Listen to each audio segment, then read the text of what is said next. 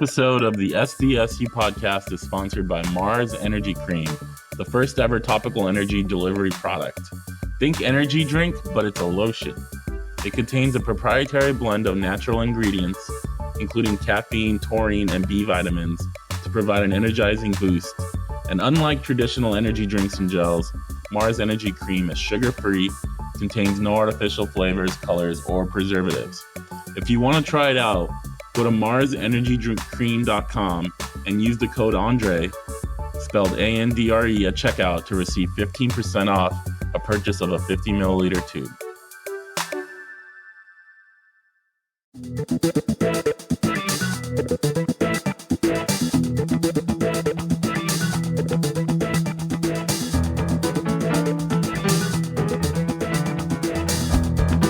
You are listening to the SDSU podcast presented by the East Village Times with your hosts Andre Hagberdian and Paul Garrison. Welcome, listeners, back to the SDSU podcast. I'm Andre Hagberdian, your host, joined as always by Paul Garrison. What's going on, Paul? What's going on, Andre? How are you doing, sir? I'm doing great. You know, it's as we record this, it's Tuesday night. The Aztecs are preparing to play a triple option team again, as they have, pretty much every year. Pretty often they play Air Force, and trying to get caught up with the press conferences from today. I was unable to join, but you were there, thankfully. So EVT had a presence, and working on my preview article that'll come out shortly before this episode. So busy time. Yeah, absolutely. Super busy time. Excited to wrap up these couple little things. Going to be traveling to Colorado Springs to watch this game, and looking forward to just all the pageantry that surrounds an academy team. But before getting to that, man, do we got to do some grades from Boise State?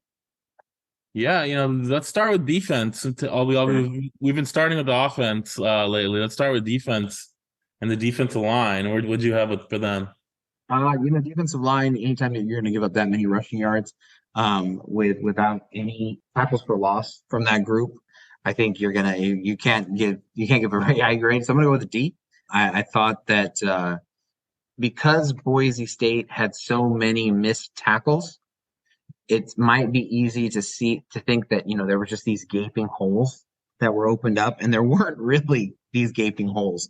And so, I think from that perspective, maybe the defensive line was okay. At the same time, you have to do better than that. And it was against the run. Everybody knew it was coming, and, they were unable to get it down, get ball carriers down, make an impact, make somebody, even just to avoid them, have to go outside and move a little bit or something like that. So I thought it was a pretty underwhelming performance for the defensive line. Yeah, I mean, I agree with you that for the most part, there weren't these gaping holes. But I believe Genty's long run, there was a massive hole up the middle. It was like we could have gotten up probably 10 yards if we got the ball on that one. No, you work out more than I do. I probably give 6.5. Okay, yeah. It would have gotten positive yardage. But that one, I think it wasn't even until maybe 15 yards downfield where somebody came up on Genty. Obviously, they missed a tackle, but that one. There was also a play that I that stands out is Sammy Tui Halamaka. Yeah, he got Genty in the backfield on a huge. I think it was third down. It was 3rd and 5, 3rd and 6. Completely. Looked like he was. It looked like they were running to set up maybe a short 4th down. Yeah, he was gonna tackle them for a loss out of it, and somehow went at the guy's shoulders. I just couldn't believe it. Yeah, and he ended up getting 6.5, 7 yards and got a first down. So Yep. Things like that. I had a D as well. As I wrote down 205 yards to Genty and no tackles for loss, which you covered. So I think that's a valid grade there. Linebackers, I went with a C here, because I think part of the run game involves the linebackers with how San Diego State plays defense. They only had 1 tackles for loss, and that was by Zyrus. He had a big play where he came in and hit Genty right as he caught the ball. right as he got the handoff. He's Iris and Cooper McDonald had 11 tackles total combined. Behind Eric Butler, they were the leading tacklers, so they did some good things. They didn't miss a ton of tackles than some of the other defensive units did. But overall, I think the way the defense played, it's hard to give the linebackers anything better than a C. Yeah, and I couldn't even get to that point. I also had them at a D as a D. You just have to be more active. If there's 11 hats going to the ball, which Coach Hope said post game, Cyrus repeated it today. Sorry, and Cedarius Barfield also said it post game, because they had guys there, they just weren't finishing, and Yeah. that's what the linebackers are. They're and again, some of the stuff on that long run by Gentry that you're referring to earlier. I'm not Cyrus. It was Vaikaho comes unblocked, and his job is to stay home on Green. But he was so late in recognizing that Green had handed off the ball that by the time he came back upfield, Gentry had cut in behind him and was gone, and he wasn't able to make that play. And so it's just one of those things. Like, the defense, in order to be good, has to be able to make plays and kind of read what's going on, whether that's coming on a bubble screen and running into the area. And you just didn't see it from the defensive line. I'm sorry, beg your pardon, or defense line too, but the linebackers. And I think that's the group that should be doing that. And so I think that they are really dependent on as a group that has to lead the defense. And I found personally one of the more interesting components of it, and I'm really curious how it goes this week, is they kept rotating Vaikaho, Cody Moon, trying to figure out the right one. And for the I don't have the exact number, but just from my own notes that I took, I would wager that Brady Anderson took all of the fourth quarter snaps, and if not, he took 95% of them, and he didn't play the whole season prior to that, except on special teams, I think, if even that. And so for them to basically said, like, we want to have these veteran guys, and these veteran guys are going to have to lead us. And if they're just not being able to tackle people, they're going to bring in Brady Anderson, who, Coach Hope said post game that is just, he's been practicing better. But after being, kind of all the rage in camp early and going into fall camp, I just found it interesting that he was the guy who finished it, which led me to believe that they weren't playing average. Like, you don't make that substitution in that moment, in that time, if the guys above him on the depth chart, are actually getting the job done to any sort of level, which is why I went with a D. Yeah, I mean, the game was still in balance. It was still a 3-point game.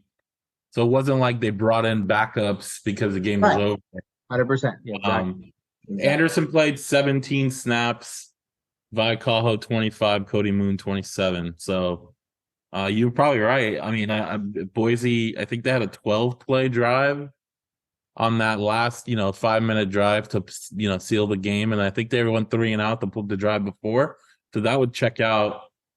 Yeah, I may have missed one drive at the beginning of the fourth, but like when I noticed him, I was like, oh, Brady Anderson's in, and then they kept running him out there. I mean, again, at that crucial time, I mean, really curious to see what that means for this week, because the thing that he was known for in practice was being able to blitz and being able to get to the quarterback, and they were just missing that. They were just missing that from that linebacking group. But it'll be interesting to see how they play, because we can get more into that when we get into Air Force. Yeah, corners. I had a B. Mm-hmm. Noah Tumblin played his stellar, game that he's played all year. He had 3 pass breakups. It's kind of looking down. He played almost the entire game, looking to be like that shutdown corner. Des Malone, he had those 2 plays where McAllister caught short passes and Malone came up to tackle, and he whiffed and turned into a big play. And I think those 2 missed tackles and the yards after catch after those missed tackles is a reason why they're at a B. He even, I think, came out and Des Malone has been pretty much playing through the first 4 games, like every snap. and he Right. didn't play. Dallas Branch, Chris Johnson, they came in and played more than usual, and they came in and played for Malone, not Tumblin. So, I think Malone will bounce back. But once you have that first play where you miss a tackle, you have to be a little bit more disciplined, a little bit more focused and concentrated to make sure it doesn't happen twice. And giving that up for the second time, I think, hurts. I think you're 100% right, and I think objectively a B is the right one. But I'm gonna give him a C plus, only because San Diego State had such a hard time stopping the run that they finally got them out of the run, and they needed their best players to step up in those moments, and Malone didn't. He had a very similar thing that took place against man. I'm going to say I think Ohio and against UCLA for sure. Where he kind of goes for their ankles, and it just isn't the physical tackler Yeah. that he can be with his size. So just how crucial they were. I'll drop it a little bit more, but everything I think that you said was completely right. I being just kind of picky. I think they could have made a play for those balls instead of just knocking them down. Yeah. Safety, I had a C minus. I'll start with the good. Yeah, Barfield had a big play stopping the Wildcat with JNT in the backfield. I think it was either a third or a fourth down. I'm not sure. Do you remember? I believe it was a third down, forcing It the was a punt. third down.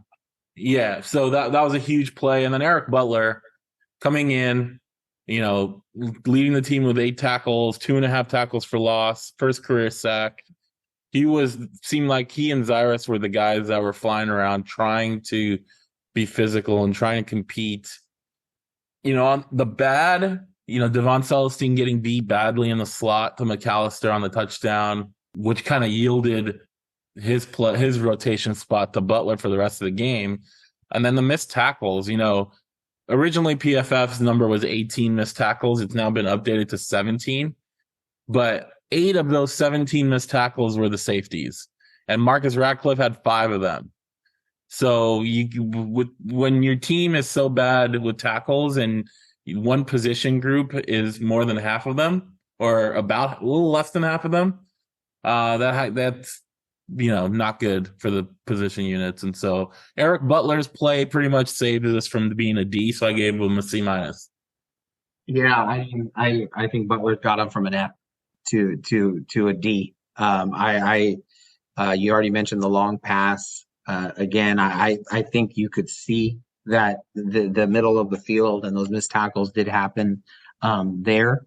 And when you have a 3-3-5 where you have 3 of these like hybrid guys who can run, who can cover, and they do none of those, right? I think that's a not a recipe for success for the defense. So I give him a D, but I think that it was a real coming out party for Eric Butler. And I thought that he was just in a game where there was so little attacking by a defense that's known for its attacking style. I thought he was the exception to that. His sack was, I thought, just absolutely sensational.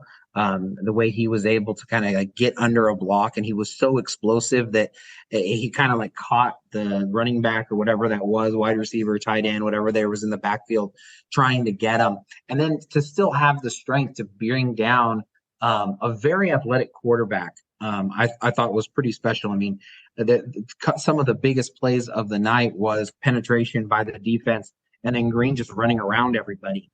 And just the fact that he was able to do that and get him down really quick, I thought was great. So I think that he is that type of player that they need. And then I'd be remiss to not talk about Cedarius Barfield. I'm always on the side and kind of just my values and thinking. I'm always impressed when young people do great things, and when they show grace, wisdom beyond their years. And I thought that Seth Barfield gave a fantastic post game interview. I don't know. I know it sounds a little weird on goaztecs.com, but or the YouTube channel, but and this did a really, really great job. I thought a lot of stand-up answers. The feeling in the entire stadium was one of like, and only 30 minutes after, he was able to come and address it. And so I just thought that that was really, really good. But they need their secondary to lead them. And when their secondary is good, I think they can be good. And when they're not, well, you saw what happened on last Friday. Yeah, moving on to special teams. What did you have there for them? Again, it's super consequential. This is, I guess, one where like if you could separate the kickers and the returners, do we do that? Let's do We that today. can. Okay, let's do that Okay. today. I thought that Jack Browning missing a 40-yarder on the first SDSU's first drive of the second half was obviously consequential because they lost by 3. But I just thought it was a bad omen for what was taking place.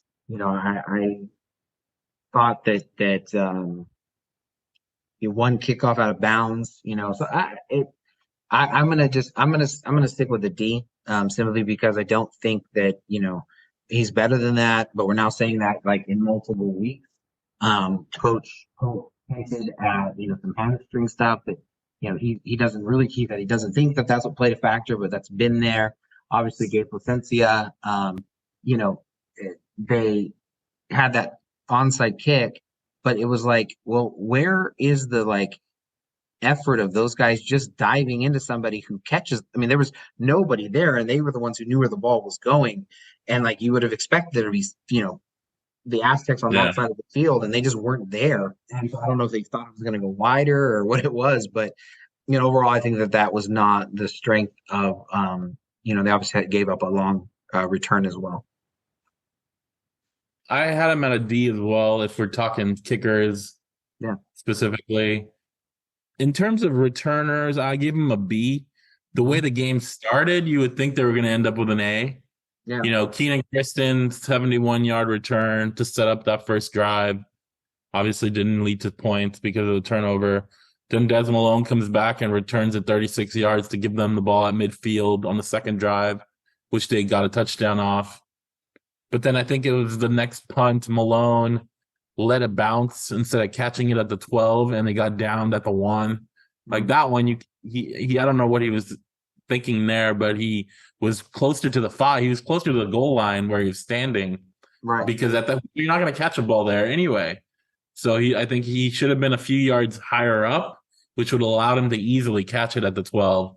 And I think that was, they gave up the return to Dudley, which was about a 50-yard return. So yeah, I mean, I think they did better there with some of their returns, but still some stuff to clean up. Yeah, I'm going to give him an A. I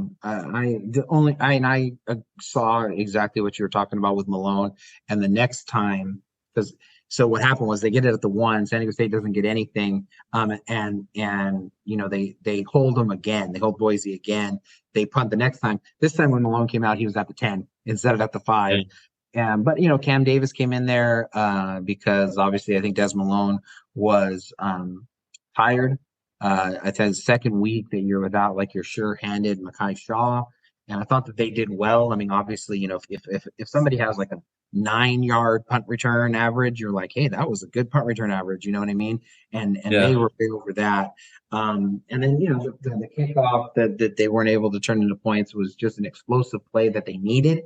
So I think that's what you need out of your kick return unit, and for a group that you hadn't seen very many positive things going for them. I thought that it was a good time for them, and would have dropped their grade had the catch on the 1-yard line, had the down on the 1-yard line cost them points or something like that.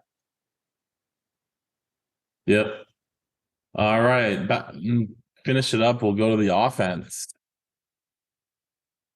Quarterback.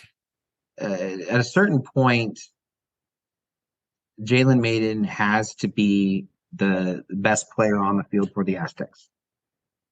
He was the best player on the field, but that's a 14-point swing in a game decided by 3 because of his fumbles. This has been the conversation with him his entire time since he's returned from safety. And honestly, prior to that. I mean, people always point to like, well, why didn't this guy who's this competitive and this good, why was he so far down on the depth chart? And it's because of turnovers. And then he's how many ever games he is in now, but turnovers has been a part of what has happened with him. So I think those turnovers were too huge and too consequential, and he was playing too good. You know what I mean? He was the best player on the Aztecs for sure. Gentry probably overall the best player, and he was just in control. He did what he wanted to do. He completed passes at a high percentage. The way that he was able to run and be explosive was sensational. But his overall game becomes pedestrian because they would, in somewhere, anyway, yeah. And so I think you could have maybe forgiven, an interception here or there, but man, those fumbles were just absolute killers. And I think that it put a really big damper on what should have been, a huge game for him.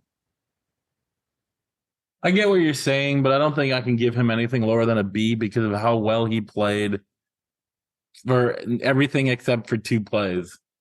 And the first play, right, he's trying to make a play. He's trying to get in the end zone. Even he said he had 2 hands on the ball. Yeah, you got to just sometimes give credit to the other defender for, making the hit to dislodge the ball. The second one, what's that? He could have slid. Yeah.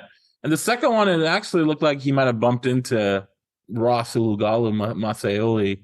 The camera angle was a little strange because there were so many players in that, but it almost looked like that. But just everything he did passing the wise, again, he's the leading rusher on the team, again, leads the team over the season in rushing. Only took 1 sack after taking 6, and I asked him afterwards whether that was him getting the ball out quicker, and he was like, no, deflected like he always does, and said it was the offensive line. But he did do a better job of seeing what defenses were coming, who was coming at him, and getting the ball out, moving. So I think all of that, his performance was too good to give him anything lower than B, in my opinion. I totally hear what you're saying, and you're probably right. It's just, as I said, it was just, it's like when the bases are loaded and Manny Machado strikes out. It's different than when, whoever the 9th guy is on the bench who strikes out in the same situation. It's just, you needed him to make those plays. It's very similar to the Des Malone comment earlier, like in the whole body of it. But I agree, yeah. It was great. And then he was the other person who came into the press conference. Jalen Mayden was, and did a really great job, responding to difficult questions after a loss. Yeah, moving on to running backs. This was a difficult one. Mm-hmm. I'm going to go with a B-. Jalen Armstead scored 2 run in for 2 touchdowns. His 10-yard touchdown run was really nice in the fourth quarter, like a nice cutback right at the line of scrimmage. Something we don't see a ton of from him, like a little bit of wiggle to go with his straight line. And then the Martin Blake pass to Breon Penny, you can't forget that, the trick play. From my viewpoint in the press box, like I had a really good angle of it, right? Because I was looking, Martin Blake was basically running towards the press box. And it didn't even look like, to me, he looked downfield to see whether Penny was even open. It looked like he ran, stopped, and started his throwing motion as he started looking downfield. So either that's really good trust, or it was just I'm going to throw this ball regardless if he's open or not, because that's the play it's called. It worked out because Penny was open and he caught it for a big play. But that was really a nice play to get the offense going at the time when they needed it. I think between Armstead and Keenan Christian, they did average around 4 yards per carry, which is what you want. Although they didn't get, I think none of them got more than 12 carries, so their yardage was not that high. But I thought, maybe other than the Idaho State game, the running backs had their best game of the season. Yeah, I think that Martin Blake pass brings him into the B minus range. I asked Cade Bennett at the press conference today where those long runs come from, from his perspective, and he says, they're always one block away from happening. And I thought that in the Boise State game, there was a play where uh, Keenan Christian he made like a jump cut to his right, I think got like an 8-yard gain, and Brandon Crenshaw Dixon was there with like a safety, and the safety was able to beat Brandon Crenshaw Dixon and bring the tackle down. And just the way that he had cut, everybody was kind of going that direction. And I think that would have been the one that would have gone the distance if BCD could have made that block. But I agree. I think they're close. I think they're going to need to have a big day coming up. But a B minus. I thought the Martin Blake pass was very creative and fun, and that seems to be the name of the game that San Diego fans want to see. Wide receivers, I'm going with a big fat A. Let's go. I mean, we know Balen Brooks setting career highs with 5 catches, 117 yards. I think the fourth true freshman to get 100 yards in receiving in a game in Aztec history. Breon Penny almost had 100 yards himself. He had 97. But coming into this game, they didn't have the Aztecs did not have a pass reception more than 29 yards. And both of those that were for 29 were to Martin Blake and Mark Redmond. So not a wide receiver. In the first half, Brooks had 2 over 30 and Penny had 1. And then Penny added a second in the second half. So they had 4 in one game. Lots of yak. That's something we haven't seen from San Diego State in a while, is yards after catch. And both of those guys showed it. Mekhi Shaw was out, and Philippe Wesley and Josh Nicholson weren't that involved. Nicholson caught a short pass at some point in the game, but I just think like based on what Brooks and Penny did, it was an A. Absolutely, I couldn't agree more. It makes back-to-back weeks that Breon Penny has set career highs in yards, and I just thought that it was really good in just the way that Ryan Lindley designed the offense. Logan Tanner and Cam Harple both had their first starts of their careers because they came out with 3 tight ends and just started to pound the ball inside. And Boise adjusted and came inside. And then their receivers were in what Aztec Nation has seen for the better part of a decade in one-on-one coverage. And you just need guys who can make plays. And if they make plays, and it's like, why can't San Diego State in one-on-one coverage do more? But this week they did.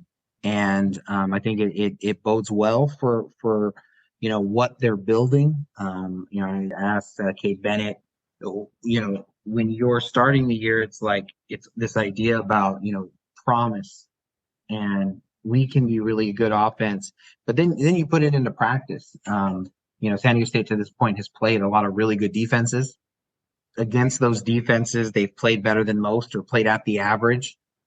I think that as they're building it, they should have confidence going forward because of what these two did. And I think everyone's really excited about a true freshman in Balen Brooks being able to do what he did. So absolutely an A. They were exciting. They were fun. And hopefully for the Aztec's sake, they can keep that going in Colorado Springs. What do you have for the tight ends? Tight ends a little bit. They were not as involved. I thought Cam Harple, he had his 1 reception. It was on a screen pass, and it's just one of the things that it seems to evolve slower for tight ends is that yard after the catch that you were just describing. And we're going back to Dan Bellinger. We remember his first year where he's really starting, and now he's going to be the marquee tight end. And it was just let's get my legs under me, let's catch some passes. The next year he's like, man, I got to be able to pick up yards after the catch. You're seeing that with Redmond. The long receptions that he had. A lot of those weren't like thrown; he caught them and ran. And I just thought that Cam Hoffman, with the opportunity that he had and the speed and the athleticism, it was there for him. It was there for him to really have taken more from it. And your Mark Redmond, 2 for 29 yards. You would love to see him have more, but again, that's another reason why Penny and Brooks are so one-on-one, and they can't, because teams are playing Redmond, really, really close. So overall, I'm gonna give them a C. I still would like to see the running game kind of explode a little bit more. And then if that's not going crazy, and then you only have a handful of receptions, not a great game, not a bad game, maybe a C plus. It was fine. Yeah, I was leaning C plus as well. With Jay Rudolph's departure, they're really down to 3 tight ends that are playing. Des Melton. I think Des Melton was dressed, but he didn't get in the game. I'd like to see Logan Tanner get some more, pass opportunities, because we've seen some of the talent in practice and scrimmages that he has getting downfield, but hasn't really had a lot of opportunities or a lot of the passes thrown his way. So now at least with Rudolph gone, you should see more snaps and hopefully more opportunities there. So I'll agree with a C plus there. Offensive line, I went with a B. They only allowed 1 sack. We talked about only 3 tackles for losses. They did a good job keeping Jalen Mayden clean. They ran for a decent amount of yards when you factor in Mayden's yards. I think it was 160 something yards. So, they did a lot of good things. They showed improvement. They did have some false start penalties, although they were, I think they had 2. Offensive line, right? And there was 1 by a running back. Right. Armstead had 1, Ross had 1, and BCD had 2 penalties. One of them was a false start. I don't know what the other one was. But in general, I think we saw progression and improvement from the offensive line.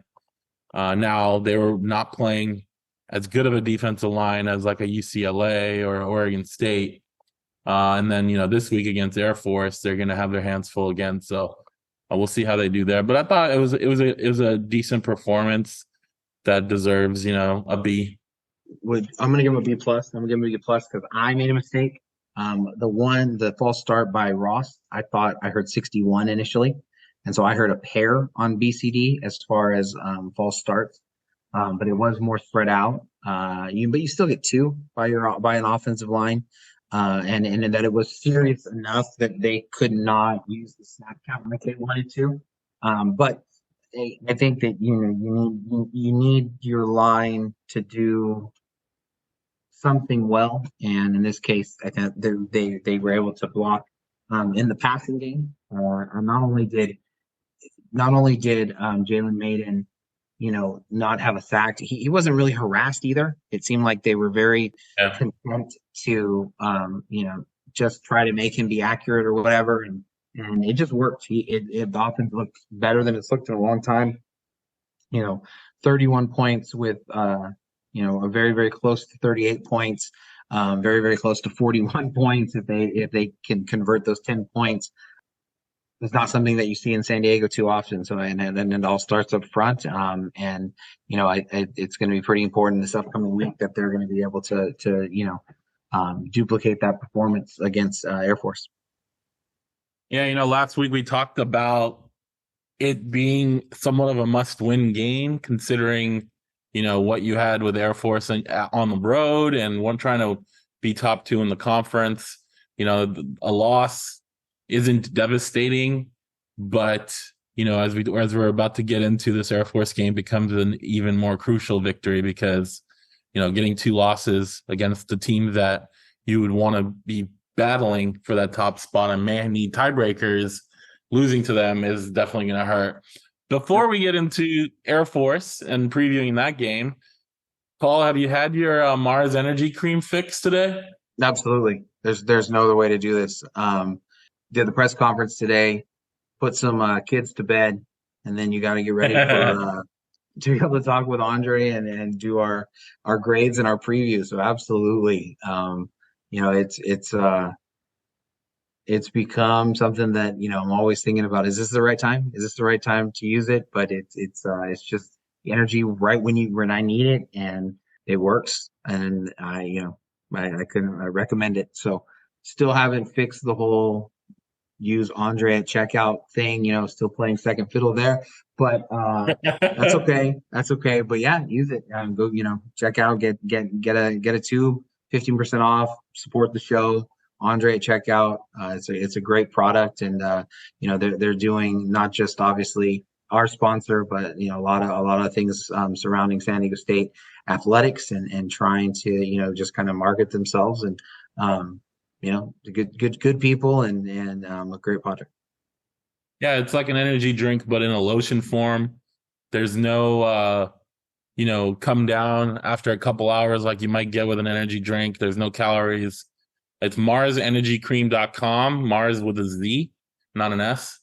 So check it out. Give them a try. I don't think you guys will be disappointed because Paul and I, we were skeptical at first too because it's a new product. You don't know what it's going to do, but I think both of us are definite believers after a couple months of use, and definitely highly recommend you guys at least check it out and see for yourself. All right, Paul. Air Force. You mentioned earlier you're heading to Colorado Springs to attend and cover the game in person. Air Force is a 10.5-point favorite at the moment per BetMGM Sportsbook. We just talked about how losing this game and going 0-2 is going to put the Aztecs in a extremely difficult situation to try to get a top 2 finish and play in the conference championship game. They've had success against Air Force in the past, trying to stop their triple option. But, every year is a different beast. How do you see this one, matching up? It's really tough. It's interesting. I'm really curious how they choose to, attack this. The last 2 years, they've really been playing a 3-4, a traditional 3-4 defense. They would take a safety out and bring a linebacker in. And with the trouble that they had at linebacker against Boise State, you would just wonder, is that what they want to do against Air Force? They've been prior to this year, Vaikaho has been the fourth linebacker, very physical, would put him on the edge, and they kind of would get a 4 or 5 man front. They talked about it wanting to be an even front against them. So I'd be curious if they do decide to employ that. Number one, if they do it 3 years in a row, you got to believe this is what Air Force is practicing against leading up to it. And can they keep going to that same well? And if they do, who's the fourth linebacker? Are they going to go with Trey White? And then you could keep Brady Anderson if he's the guy who you feel like is your best player in there.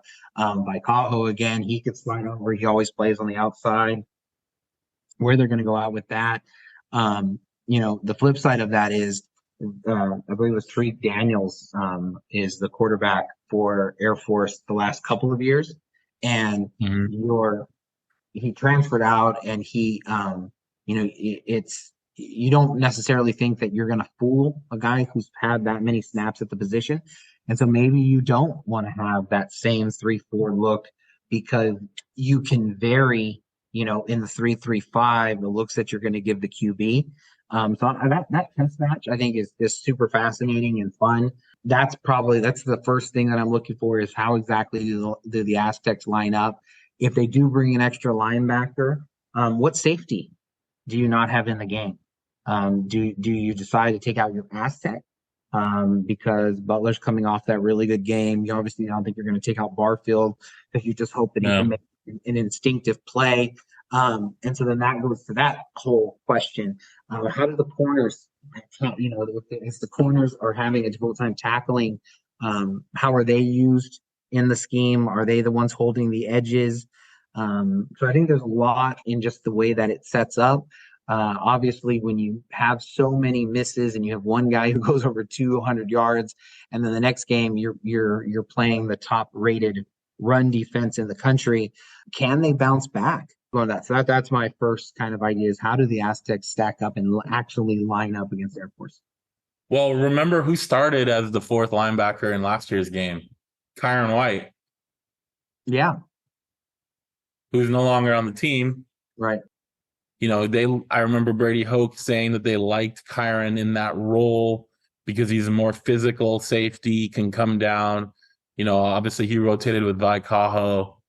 Yeah, that's the number one thing is could you potentially put a fourth defensive lineman in instead of a fourth linebacker if there's someone there that you think could do a good job holding up the middle or the edge?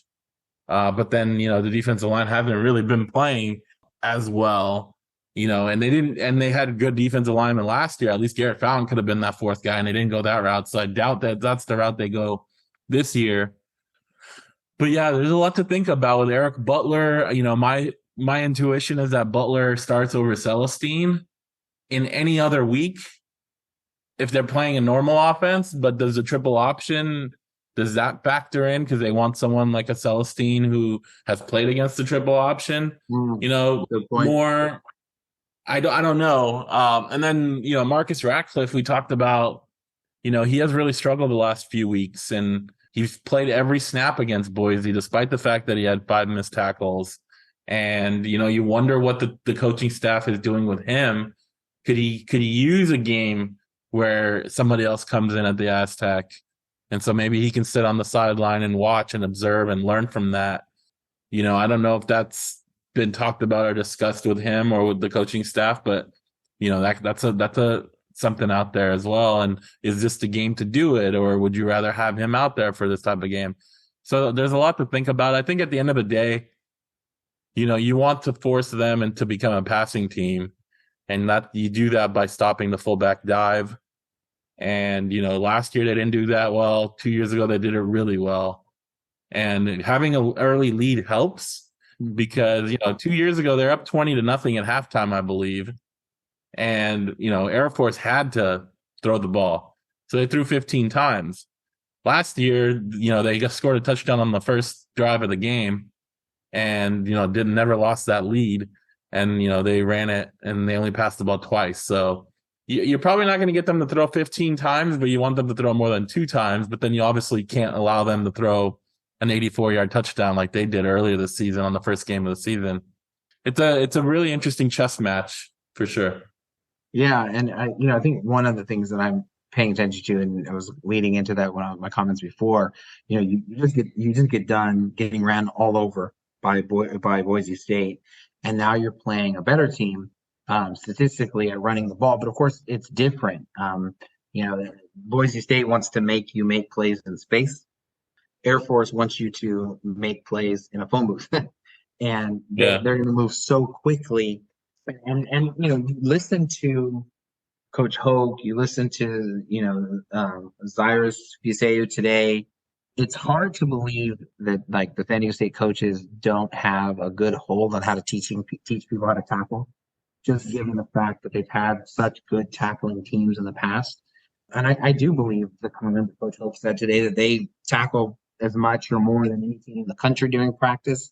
Barfield, Fisayo, like they said that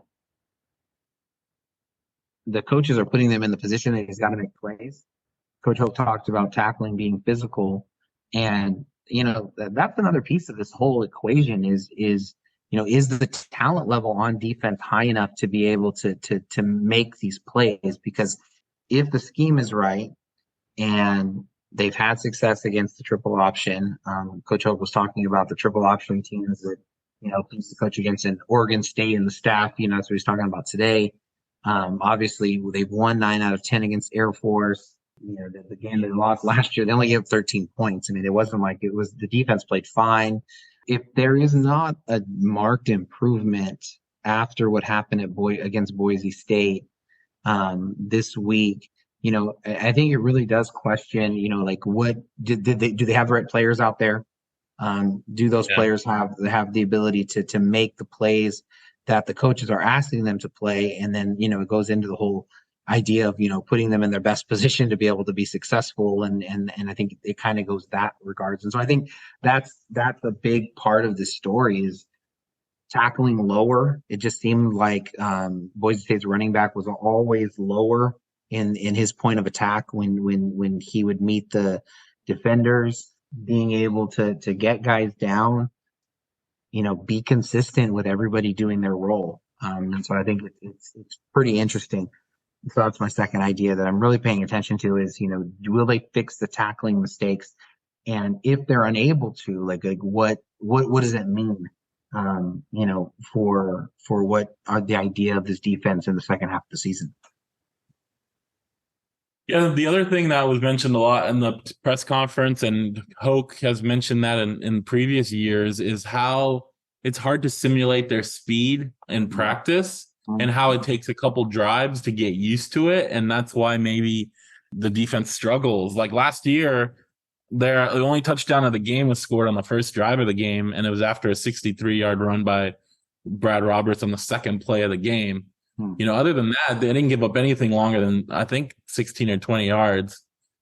The defense, did a pretty good job after that drive to limit what Air Force could do. So it's weird hearing that because you think you could find faster players to put on the scout team, but it's really the precision that they work together and how fast they get on their blocks and things like that. That's, probably hard to simulate. The other thing I found fascinating, and I put this in my preview when I was researching Air Force, is the Diesel nickname for the offensive line. Yeah. Back in 2018, the offensive line started calling themselves Diesel, and then they found hats apparently at a truck stop that had a diesel in front of it with pouring a drop of fuel, and they ended up buying it for everybody. And every year they give it to people that have earned it. They didn't say how they earn it in a secret ceremony that nobody is allowed to discuss, almost like a Fight Club thing. I thought that was fascinating. It was really cool. Really cool. But yeah, it's going to be a really tough matchup. And, maybe in some crazy way, having the performance that the defense had against Boise will help them be even more fired up and more focused and concentrated on wrapping up and tackling against this triple option. Emmanuel Michel, he's their Brad Roberts this year, right? He's leading them in rushing, although they got a little bit more balance this year. Roberts was the leading rusher in the country last year. This year it's a little bit more balanced. His number of carries compared to everybody else on that team. So go to your balance point. Keep going. I'm sorry. Yeah, and John Lee Eldridge III, he's their running back, and then their quarterback Zach Larriere, he's second in rushing. So like the three of them have they're like a three-headed monster in terms of what they've done. So Larriere played wide receiver last year. He was quarterback, running back 2 years ago. He actually had in the 2021 matchup in Colorado Springs, Larriere had the longest run for Air Force in that game, a 16-yard run, his only carry of the game. I thought that was interesting that like 2 years later, now he's a starting quarterback for them, but it's going to be a very hard game. But, if the Aztecs have played them tough in years past and have been able to do a good job in slowing them down, very different players, very different defense. It's very unusual to look at statistics for this Aztecs defense and see them in the hundreds in FBS rankings when there's only 130 teams. So it's, they need a turnaround, and there's no better way to start it than at Air Force. Yeah, I think another thing that I'm looking to seeing is, how good is Air Force's defense? Obviously, statistically, they're going to be really good, but they're just not out on the field a whole bunch. And I think this is it's a tale of two kind of, there's two stories that are going on. San Diego State, I believe, is 18th in the country in time of possession, at 32 and change, and Air Force is 36 and change. But the difference is Air Force is getting off the field at a much better clip than San Diego State. San Diego State has been the victim of big plays, which is what has been their problem all year, and the reason Right. why their numbers are so bad when Air Forces are so good, because both teams are there controlling the ball. And I think that I asked Coach Hogue basically that since both teams want to do time of possession, and that's something that, like, the number of total possessions in the game is going to be really limited. And does that make every mistake kind of magnified, things of that nature? And he said that field position is going to become a major part of this story and what takes place. And obviously, remember Matt Ariza a few years ago, being able to flip the field a few times and not not allow Air Force to get into that part of their game. But I am curious to see. San Jose State did have some success, especially in the first half against Air Force. They had some of their own missed tackles, a lot of open receivers. This is where that's the part of it that you really need to see San Diego State be able to get a big play on the offensive side. Continue to have Jalen Mayden, do what he did but without the turnovers, and then see if you really do have some of that recipe for being able to play this game close. And then I think it's going to come down to the end and try to win in that fourth quarter and see if you can make plays. There's a lot that goes into a game like this, and we called Boise State a must win because on paper this looked like the tougher of the two games, and they have to split. Like, to be able to, I think that their season is at a crossroads, and one of them, the goal is getting to 7 wins, because you want to make sure that not only are you bowl eligible, but you also be with 7 wins, you actually get to go to a bowl.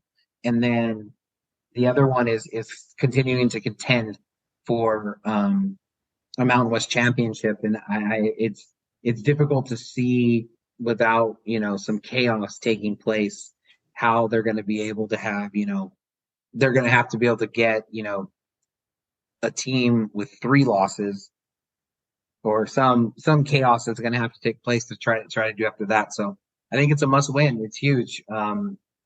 Any other comments about it, or is prediction time? Yeah, just looking back at last year's game, the Aztecs had -1 rushing yards for the game. Insane. Only scored 3 points, but they're down 13-3 in the fourth quarter, and they had multiple opportunities to get back in the game and win the game. But Jalen Mayden had 3 turnovers, a fumble in the third quarter, and 2 interceptions in the end zone. No matter what had happened in the first 3 quarters, the rushing game hadn't worked.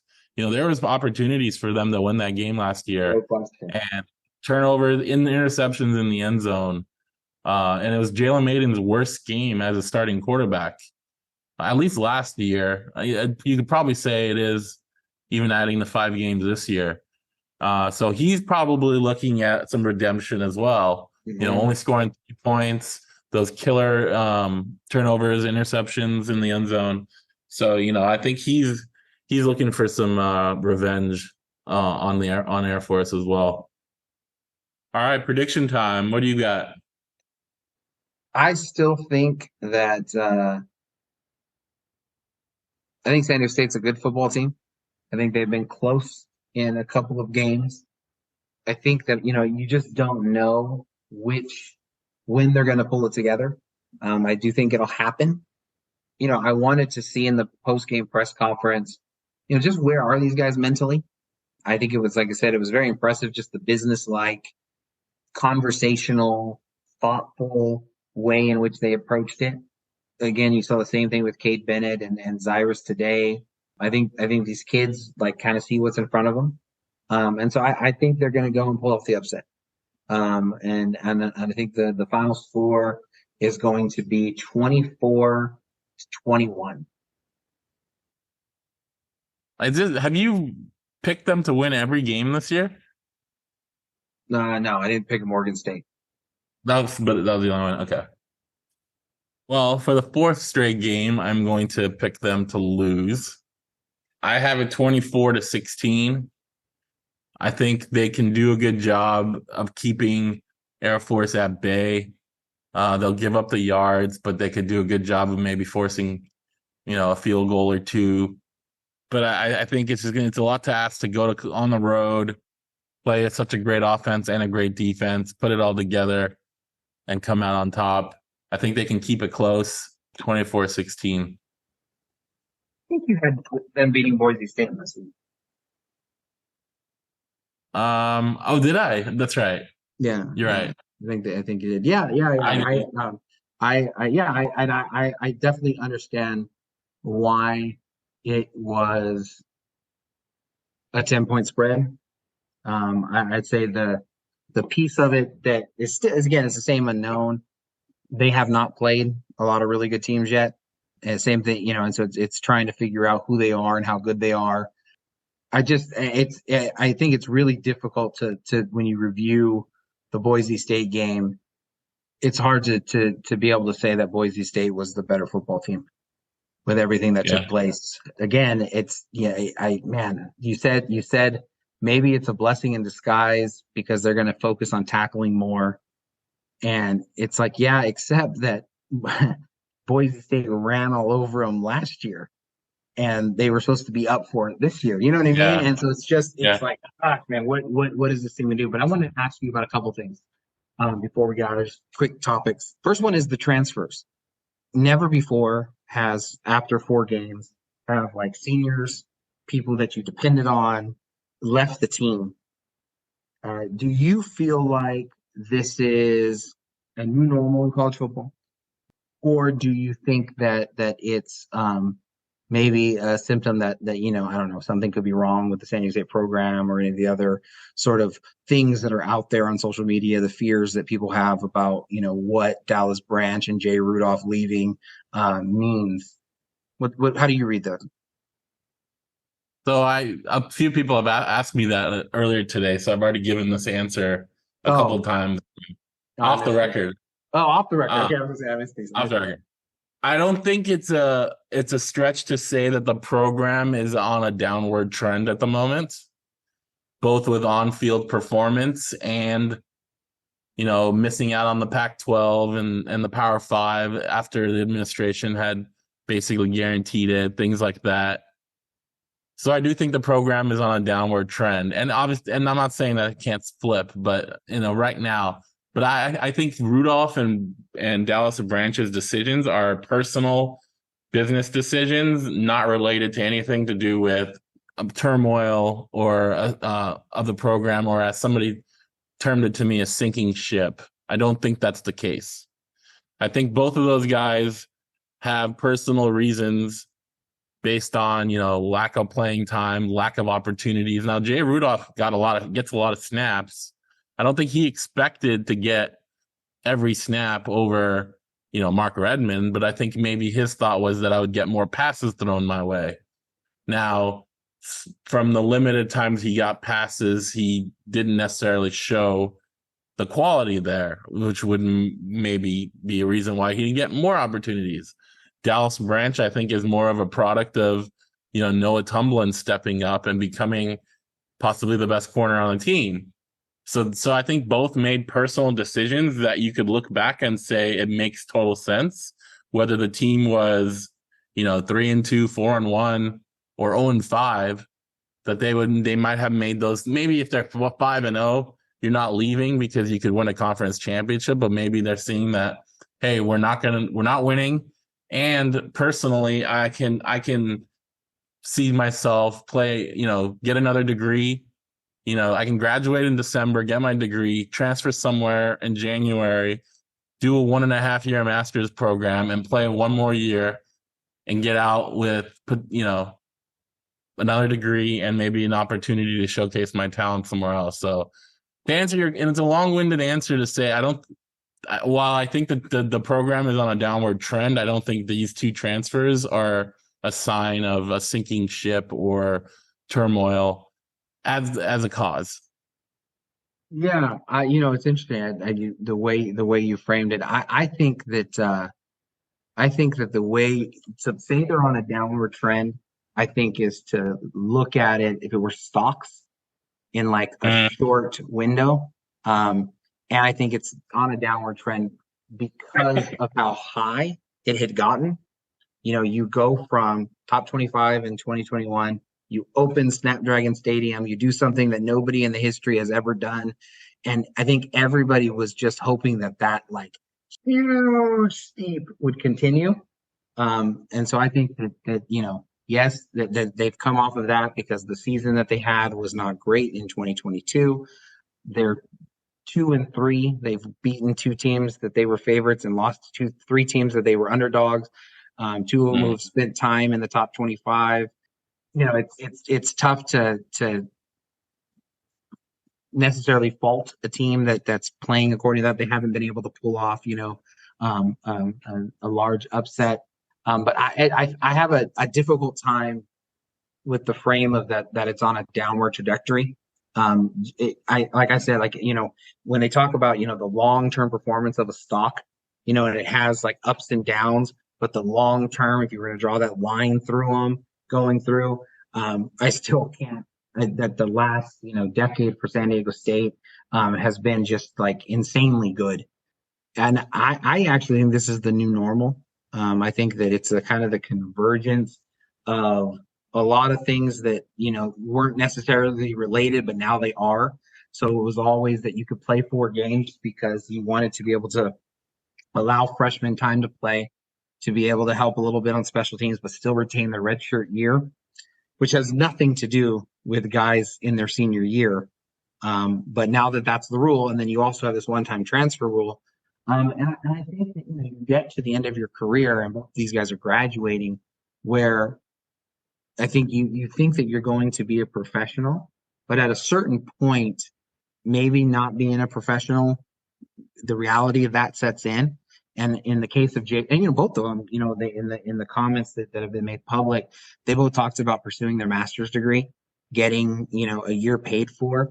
I asked Coach Hope about it. He said that he thinks it's the new normal. That you know, there's always those dates in the sports calendar in different sports where you're watching for, you know, what's going to happen. And I think every year this is going to be one of those things that takes place where somebody who was high up in the depth chart, but maybe is underperforming at the beginning of the year in terms of their time, is going to leave the program. And it's just, it's interesting. It's just an interesting thing. And the other part of it that I wonder also is how much of this is COVID related, because both of these guys have an extra year because of COVID. And Yeah. if that year isn't there, going and getting a master's degree isn't necessarily a possibility. And so I wonder going forward if that'll lessen it. But so I do agree it's a new normal. If let's take Branch, for example. When he decided last year towards the end of the season that he was coming back, that meant all 4 corners that played and started last year were coming back. Yeah. Plus you had Chris Johnson, a true freshman, who was going to elevate himself into the mix. So that was 5 guys. I know we talked about it on this podcast. I know we talked about it off the record. Like, I expected one of those other corners to go in the transfer portal at some point, either in December, January, or post spring, just because of the numbers game. Like, if you got 5 guys that should play and should start at a D1 level, maybe at a group of 5 D1 level, and only 2 are starting and maybe 3 or 4 are playing, I really thought that there would be one of those guys, one of the Noahs maybe, because they were the younger guys and they had more years to play, to transfer. And they didn't, which was great for the program and great for the team because they stuck it out and they wanted to compete and things like that. But now you look at it with Avenger's surgery and he's out, and Branch gone. Now you're down to 3 guys. So that depth really took a huge hit. And Sam Dunnell, who's only a true freshman and who knows how much he would have played, but he left the team and he could have been a guy that could step up, you know, and be a guy. And then now you have a couple other guys that I think are inexperienced or walk-ons. So I don't know who's going to end up being that 4th guy, 4th corner. But yeah, it's, you know, and suddenly the depth at corner is not the same as it was, you know, a month ago. We've been hearing about Escanio. Yeah. I'm curious about a guy like that, and where cornerback walk on went to Southwestern Junior College from the very first practice has been somebody that they've talked about as somebody who's worked really hard. The players have, and that they're paying attention to, and yeah. So that was anyway. I just thought that was an interesting topic. I definitely I don't and again my roots in San Diego State. My parents were alumni, and so I've been going to games since I was forever, and I remember sitting in the end zone as a young man, and a recruit came off of the field. I think I've told the story before, but he came off of the field, and he sat right in front of us, and it was the beginning of the season. It was like game one, and you're always the hopes at the beginning of the season, like, hey, okay, how good are they going to be, that sort of thing. And the recruit came off the field, and he said to his high school buddies who were sitting there with him, "Well, they're not any bigger than us. We'll see at the snap. We'll see when they play if they're any faster." And I turned. And I was like, "Well, this is going to be a really, really long year if the high school guy is able to size them up and be like, that just isn't the program anymore." And so it'll be interesting. So any notion that misses that progress of what they've done. But I get it, man. People are fed up with middling performances. They're fed up with 7, 8, 9 wins, and again, it completely makes sense. There was one other topic I'm trying to rack my brain around that I wanted to ask you about. Well, before you think of that, or while you think of that, I'm just gonna add one more thing. Like, wait, that it's a different college football landscape now, and the reason why I'm leaning towards it being a downward trend or a trajectory is because, as we talked about transfers, like in NIL, the lack of NIL at San Diego State, I think, is a big problem when it comes to finding quick fixes, right? Like trying to replace. Where are you starting from like, when did it stop going up? Because I At the think you and start of I, 22. yeah, and I At the just think start that of that's a really, 2022 really season. right, and I think that's a really small window to be talking about. Now compare them to start of 2020 Yeah, that doesn't change the fact that it's or going 20 downward. or 2018. The There's trend, and you obviously know what I it's mean. If you start ups and downs, right, if you but I start think at I'm 2018 to where it is now, projecting. 2018 to where it is now, even with the downward trajectory since 2022, it's still way above where it was at 2018. Like they're in different area codes when they didn't have their own stadium and they didn't have all of the things that are going in Mission Valley West. I mean, they're in different like stratospheres. But how does that help the football? Well, they have their own I'm stadium. talking about football on the field. Well, I mean, if NIL is off the field, but um, It's not. having It's directly related to players and on the as field. is as is as is the stadium, as is the revenue of having all of those teams there. All of that stuff is helping with the athletic budget, and we'll see how much it is. But yeah, I agree. I mean, I agree with the idea that like people thought that it was going to go from stadium to Power Five invite, and now that's not. And so I could see it from there. I just think it just depends where your point of reference is, and it's hard to see. It just seems very short-sighted to talk about it on a downward trend when if you just go back a couple years, what the potential of this program is compared to, and I think that's the big thing, is that the potential is so much higher because they did reach all these heights and people want them to continue those things. And I think that they are still a group of five school,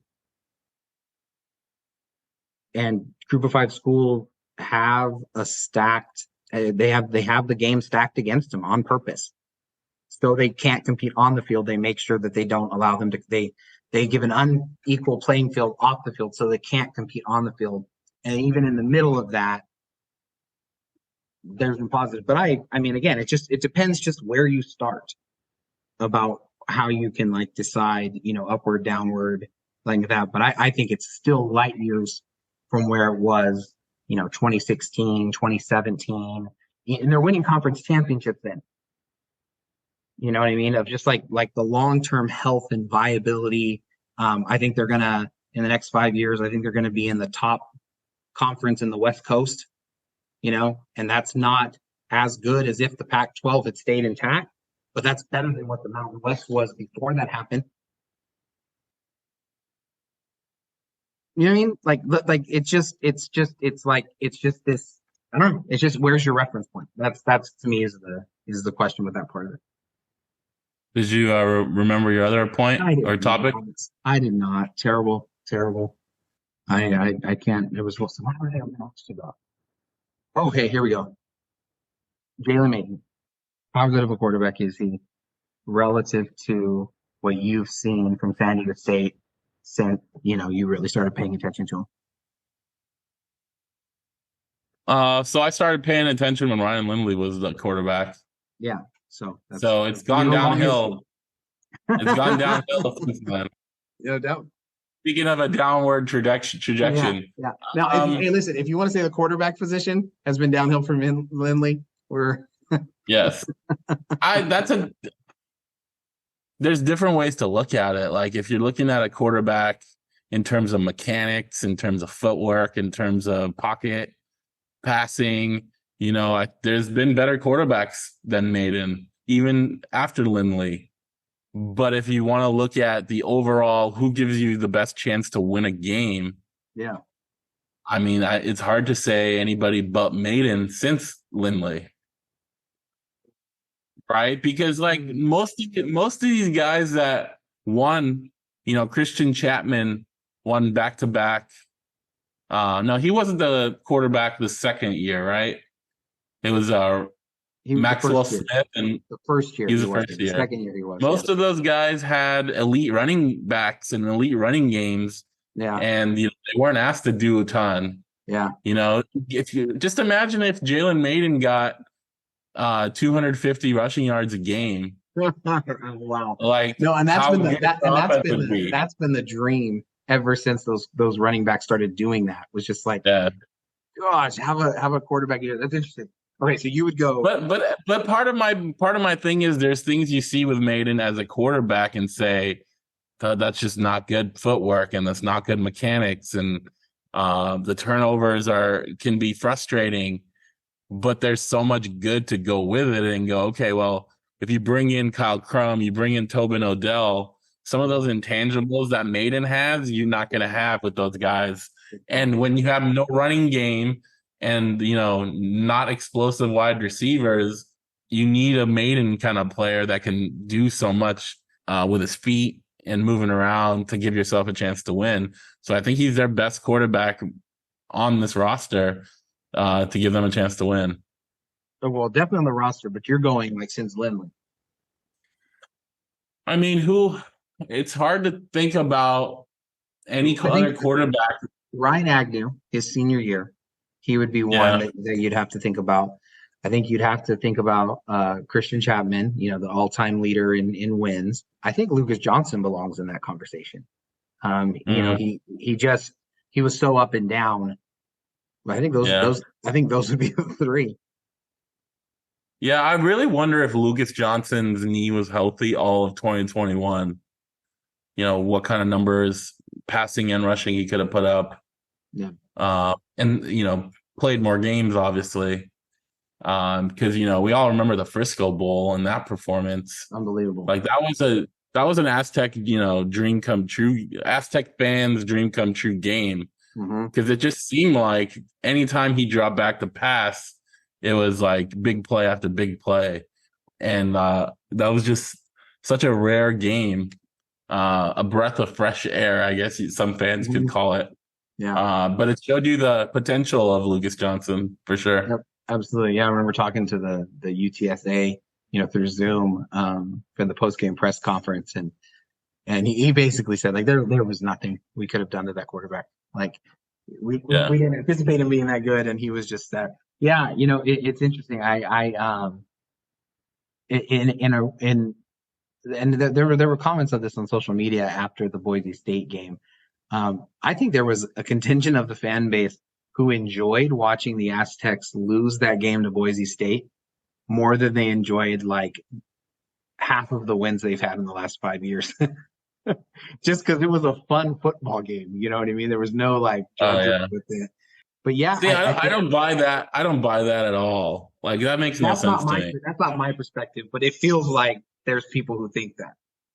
But I'm also like, if we want to talk about fandom, like my favorite football team is the Tampa Bay Bucks. Right. And in the late 90s and early 2000s, they were winning division championships, getting to the playoffs, getting to the Super Bowl with a terrible offense and one of the best defenses ever. Yeah. They were winning games 13-10, right? Yeah. They almost beat the greatest show on turf, the Kurt Warner, Marshall Faulk, Yeah. Torrey Holt, Isaac Bruce, Yeah. 6-5. That game was going to end 6-5 if it wasn't for a fourth down, 40-yard touchdown pass to Ricky Prohl by Warner to win that game 11-6. That's nuts. Like they were going to win a game in the NFC Championship 6-5, and I would have loved it. I don't care that they only scored 6 points. They would have been in the Super Bowl, right? Like to me, it's all about winning and style points. It's who you have on your team, how you're going to use your players and your talents to win football games, win basketball games, win baseball games, whatever sport you want to talk about. Winning is fun. San Diego State's basketball team hasn't been pretty over the years.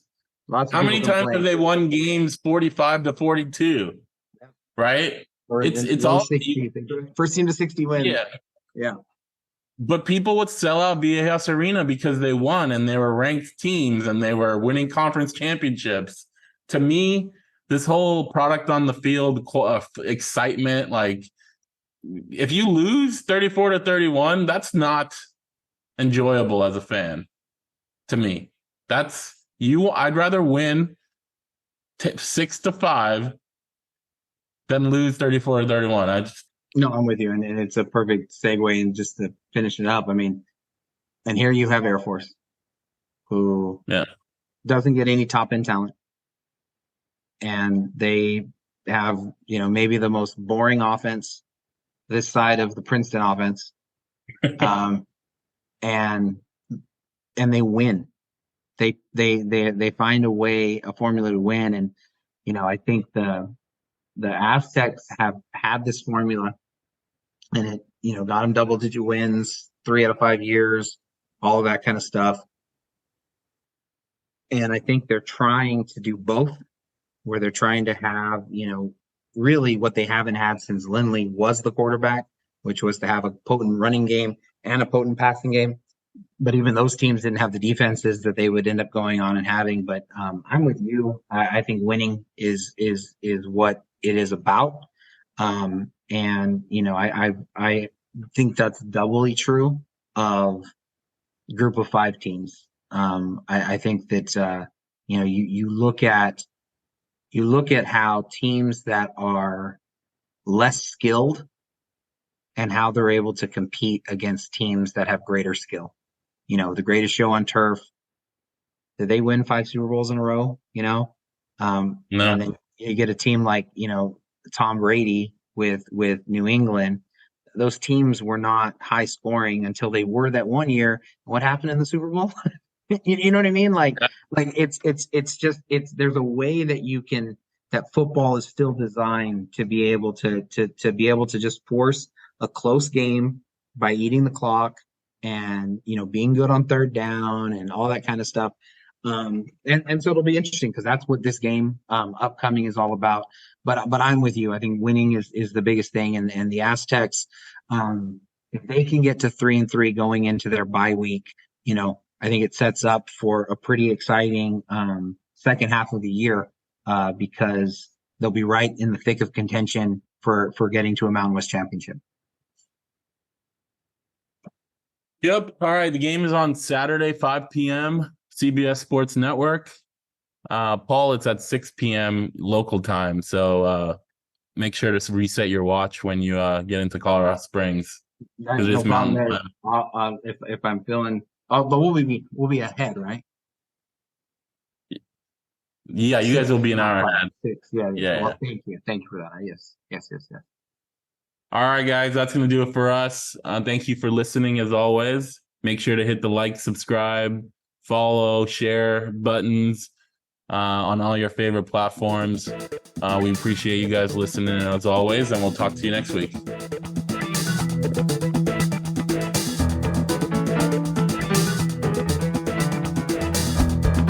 You are listening to the SDSU podcast presented by the East Village Times with your hosts Andre Hagberdian and Paul Garrison.